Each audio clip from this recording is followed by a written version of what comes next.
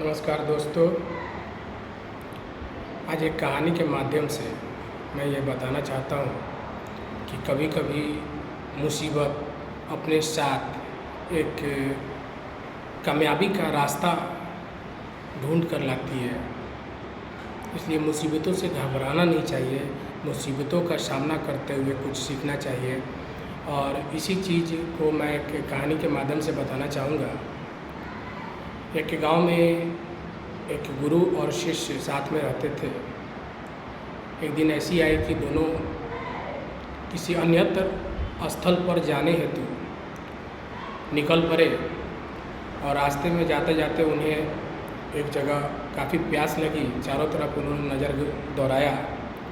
खेत बंजर पड़े हुए थे और उसी खेत के एक किनारे पर एक मकान था। उसे देख गुरु जी को प्यास लगी हुई थी, शिष्य को भी प्यास लगी हुई थी। गुरु शिष्य दोनों उस दरवाजे पर गए और खटखटाए। गुरु ने पूर्व में ये देखा था कि खेत बंजर है। ये बंजर खेत देखकर अंदर ही अंदर पर्यावरण की सोच के दृष्टिकोण से शायद उन्हें अच्छा नहीं लगा हो और इस कारण वो वहाँ गए। तो उन्होंने दरवाज़ा खटखटाया। अंदर से एक औरत, एक उनके पति और उनके 2 बच्चे बाहर निकले। सबों की स्थिति काफ़ी अच्छी नहीं थी, शरीर पर अच्छे वस्त्र नहीं थे और सबों ने उनसे पूछा कि बताया जाए कि किस कारण आपने हमको बुलाया। तो गुरुजी ने कहा कि हमें काफ़ी प्यास लगी है, क्या पानी पीने के लिए मिलेगा। उन लोगों ने पानी दिया।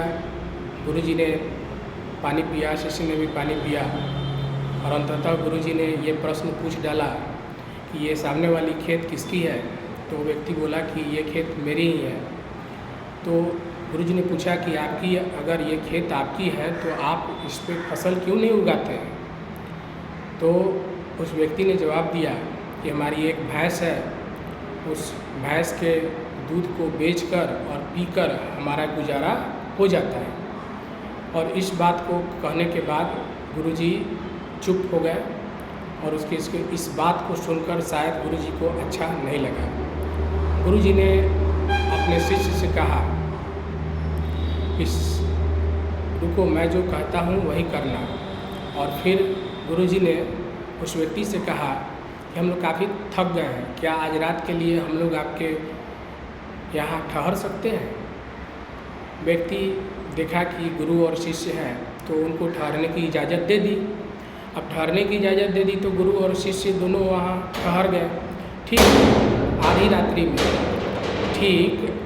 आधी रात्रि में गुरु उठते हैं और शिष्य को बोलते हैं, ये भैंस यहाँ से खोलो और लेके चलो मेरे साथ। इस भैंस को यहाँ से लेकर हम लोग भाग निकलते हैं। चूँकि शिष्य को मन नहीं था, फिर भी शिष्य ने उस भैंस को खोला और गुरु की आज्ञा का पालन करते हुए भैंस को लेकर के वहाँ से निकल गए। और लगभग 8 से 9 सालों तक वो वहाँ आए ही नहीं। और इधर उस व्यक्ति का सारा जो जीवन था वो धीरे धीरे कठिनाइयों से गुजर रहा था। धीरे धीरे व्यक्ति के आगे सामने कठिनाई आई कि उसके जीवन जीने की जो ज़रूरत को पूरा करता था, वो आमदनी का जो स्रोत था, वो भैंस अब उसके पास नहीं थी। व्यक्ति काफ़ी दिनों तक निराश रहा और अंततः उसने अपने उस बंजर खेत में खेती की। उससे पैसा आया तो उसने अगल बगल की ज़मीनें भी खरीदी और उसमें फल लगाना भी शुरू कर दिया। फल के पौधों को लगाना शुरू कर दिया। अच्छे अच्छे फल भी होने लगे। और इसी बीच 8-9 साल के बाद गुरुजी अपने शिष्य के साथ उसी रास्ते से फिर वापस लौट रहे थे। तब वहाँ क्या दृश्य देखकर गुरु शिष्य को रहा नहीं गया।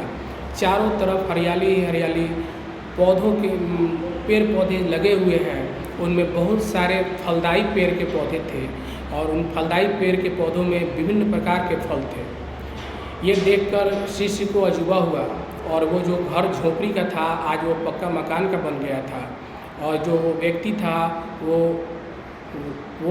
भी काफ़ी अमीर बन गया हुआ था। वो अचानक से आता है और कार को रोकता है, शिष्य जाके बोलता है कि आप मुझको पहचाने, 8 से 9 साल पहले हम रात्रि में आपके घर पे आए थे। तो वो व्यक्ति बोलता है, हाँ 8-9 साल पहले मेरे घर पे आप आए थे, ये दिन मैं कैसे भूल सकता हूँ। उसी दिन की वजह से तो मैं आज तक जीवन में बढ़ोतरी करते चला गया हूँ, क्योंकि उस दिन मेरी भैंस खो गई थी। अगर मेरी भैंस नहीं खोई रहती तो मैं उसी भैंस के सहारे अपनी ज़िंदगी गुजार देता, लेकिन आज वो भैंस मेरे साथ नहीं है। लेकिन उस भैंस के जाने के बाद मैंने आगे बढ़ने का कार्य शुरू किया और धीरे धीरे धीरे धीरे मैंने आसपास की सारी ज़मीनें खरीद ली और सारी ज़मीनों में मैंने फल का बिजनेस शुरू किया, फलदायी पौधा लगा करके। और आज मैं इस क्षेत्र का सबसे बड़ा फल का व्यापारी हूँ। ये सुनकर शिष्य काफ़ी अचंभित हुआ और तब उसने अपने गुरु से पूछा कि गुरुजी आखिर ये माजरा क्या है। तब गुरुजी ने कहा कि कभी कभी व्यक्ति के ऊपर कुछ ऐसी कठिनाइयों का सामना हो जाता है तो व्यक्ति खुद ब खुद अपने आगे के लिए, अपने भविष्य के लिए, अपने आगे के जीवन यापन के लिए सोचना प्रारंभ कर देता है।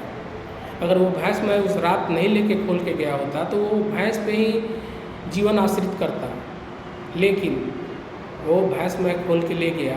अब वो व्यक्ति अपने जीवन में आगे की तरक्की के लिए सोचना शुरू किया और अपन जीवन यापन के लिए तरक्की के लिए सोचना शुरू किया।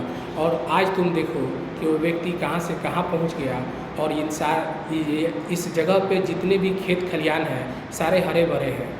इसीलिए गुरु ने अपने शिष्य को प्रेरणा देते हुए बोला कि शिष्य कभी कभी कठिनाई अपने साथ जीवन में आगे बढ़ने का एक बहुत बड़ा मौका साथ में लेके आती है।